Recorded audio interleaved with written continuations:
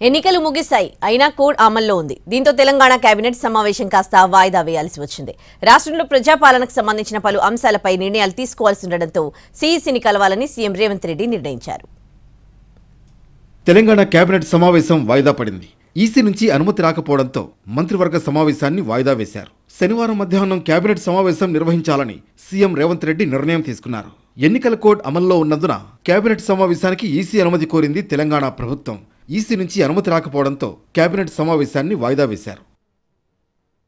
Cabinet మీటింగ్పై సోమవారంలోపు EC నుంచి అనుమతి రాకపోతే మంత్రులతో ఢిల్లీ వెళ్లి కేంద్ర ఎన్నికల సంఘాన్ని కలవాలని సీఎం రేవంత్ రెడ్డి నిర్ణయించారు. కేబినెట్ సమావేశానికి అనుమతి ఇవ్వాలని కేంద్ర ఎన్నికల సంఘాన్నే కోరతామంటున్నారు సీఎం.